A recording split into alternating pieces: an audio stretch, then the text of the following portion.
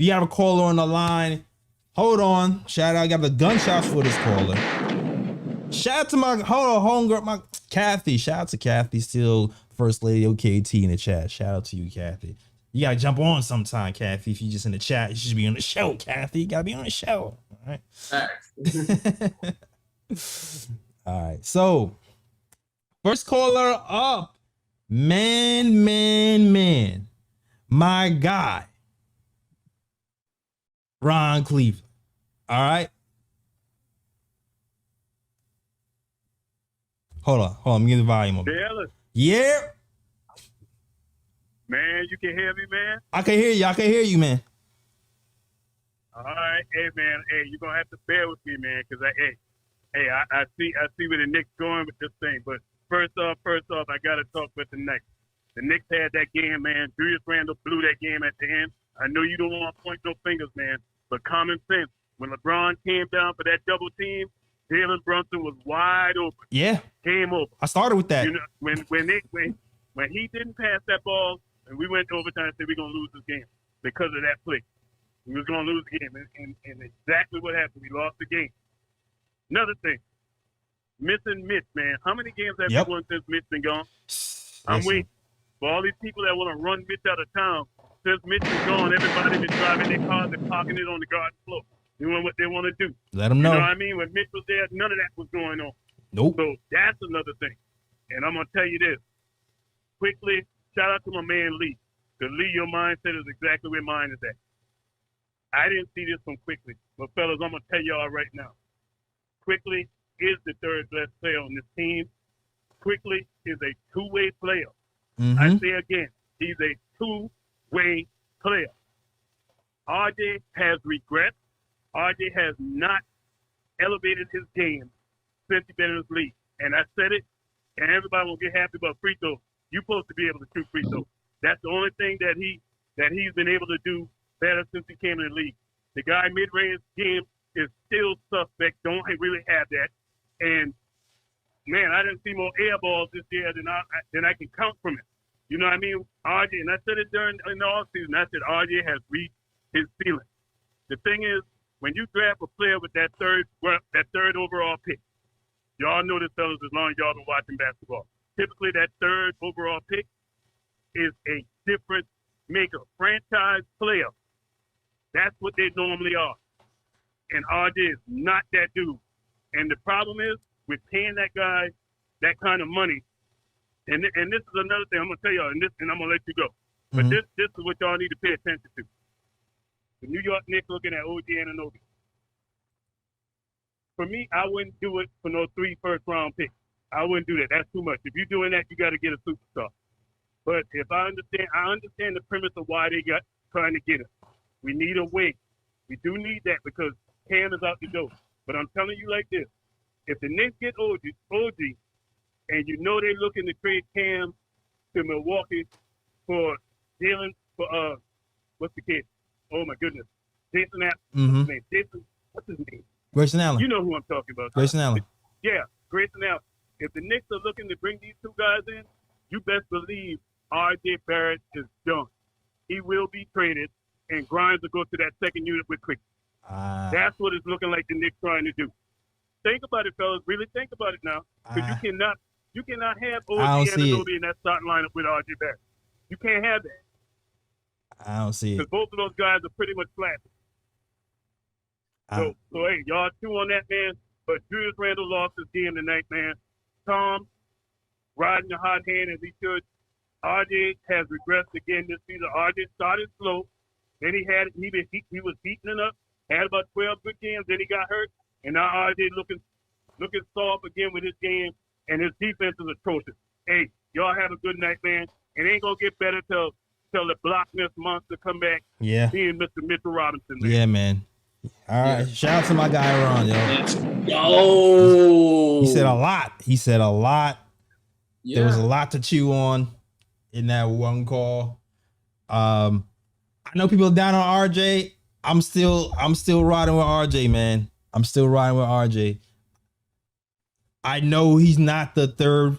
I know he's not performing to the overall third pick like we want, I understand the concerns with RJ. I'm still hoping, man. I'm still hoping that he can turn it around. I don't think he's regressed. I just think that the steps that he's taking to improve year to year aren't like giant leaps. You know what I mean? They're more like baby steps. So it's like I feel like I seen it like right now, he with the struggles, he's still finishing at the highest clip at the rim he has in his career. The free throw has definitely improved as well. The passing though, I need to see something else from the passing. And you know what? I will say his defense has regressed. I'll give you that. The defense has definitely regressed. I don't know if you guys want to add anything to that, because he said a lot. You go first, Ryan. Uh-oh. Uh-oh. All right. Is Ryan G out the building? Okay. Yeah. Get Ryan G a new computer, all right? Jeez. Great call. Appreciate the love, Ron. My first time chatting with you. That was a 5-star call.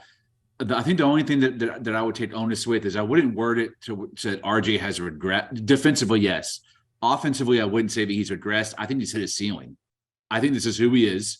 I don't think he's going to get much better. I think an inefficient 20-point-per-game player that sometimes plays above average defense and can't be counted on the clutch is who he is. That's not altogether horrible in context of where he was selected in the draft. It's a disappointment, but I think he can be a fourth option on a championship level team. So I don't think we're ever going to see him get better than I think this is it. But he has maximized his potential because he lacks athleticism. He has a high IQ, but he doesn't have a really consistent, smooth shot. And he doesn't have the mechanics to get better in terms of ball handler or facilitator or a 3-level scorer. So I think what we're seeing is RJ Barrett. And now you have to make a decision. I think the front office has already dictated they also feel that way, which is why he was included in Donovan Mitchell talks as a centerpiece, because I think they also have admitted this is a ceiling of this player. So they're using him as a swap to get that guy in who's going to replace him, minutes, production, and role. So in order for us to ever really become a contender, it's, like I said, it's going to be RG either going out in that trade or being moved to the bench, where I think he could thrive in a bench role as long as there's shooting around him. Yeah. Oh, also shout out my uncle, Tony. Tony's in the chat, baby. One of my favorite all-time Twitter followers, and Knicks mentor, Tony Banks in the chat. Shout out to Tony Banks. Oh, yeah. Shout out $10 super chat too. Shout out to you, Tony, for the $10 super chat. Tony, yeah. Yes. Says enjoying the show. Appreciate you, Tony. Appreciate you. Man, I don't want to. He's too young for me to give up on him. He's too young. And we talked about this before, about the acceleration in which Grimes is taking a step and IQ is taking a step versus RJ is taking a step.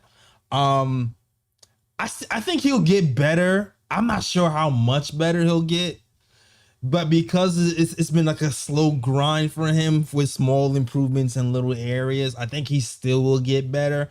I'm not ready to throw in the towel, man. I'm not ready to throw in the towel with RJ, but I don't fault you guys for thinking that. You know what I'm saying? Like, I don't think it's ridiculous for you guys to say that out loud, because you can only go by what you've seen in the past 4 years. I just know sometimes it just takes people a long time to do so. Like, Victor Oladipo took 7 years to develop before he started cooking.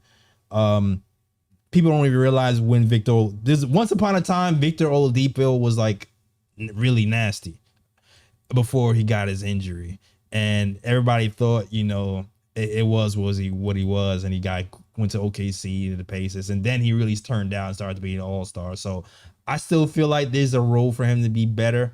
The same thing can be said about Julius Randle. It took a while for him to get better, but I get it. I definitely get it. Now with the OG thing, I don't even want to talk about that. You know what? I'm not even gonna talk about OG right now. We're going to talk about OG a little bit later. When we talk about rumors. So I'm going to pause the OG talk for right now. And we'll just give Mitch some flowers. Because people were telling me for all these times, oh, Mitch is expendable because he makes the league average for a center at his position, and we have Sims, and we have dog. Mitch, everybody can see it. Knicks were a top 10 offense and defense when Mitch was in the lineup. Right now, if you look, offense we still kind of maintained, which is I'm happy about. The defense has slid from top 10 to like top 15, 16 since Mitch has gone down. So I absolutely love Sims. I love his potential, his work ethic. Hartenstein, he's been formidable. He's been formidable. He had actually a pretty decent game today, 16 points, 13 rebounds. But at the end of the day, we still have problems rebounding the ball. We still lost the rebounding battle. You saw how many offensive rebounds we gave up. We saw what freaking Anthony Davis did to Sims. What I keep telling you guys, when it comes to these taller, long centers, Sims struggles against those guys. Yeah. I keep telling you guys. And he's athletic. But the thing about being super athletic but not having the length is, to make an impact, you're going to have to jump and get off the floor. And when you're jumping and getting off the floor as a defender, you're at a disadvantage. Mitch doesn't have to jump and get off the floor to defend two people. He can stand up and have one hand up like this to defend the shot and one hand to the side to defend the pass at the same damn time. This is why we need Mitchell Robinson here, and I'm hesitant to just like throw him in whatever and willingly trade, unless we trading for somebody named Joel Embiid. All right. So I'm giving Mitch his flowers for sure. I don't know if anybody else has anything to say about that. Yeah, I mean, in regards to Mitchell Robinson, like, I mean, it's been clear, like earlier in the season when the Knicks had a losing streak, I mean, that coincided with Mitch being out. And now with the Knicks struggling, it still coincided with Mitch being out. So, I mean, if you're a Knicks fan watching the Knicks and you can't see that for yourself by now that Mitch is an essential piece of the puzzle to the Knicks' success, I mean, you're just blind or you're just ignorant and don't want to accept the facts. Yeah. He's a foundational piece here. He's a foundational piece here for sure.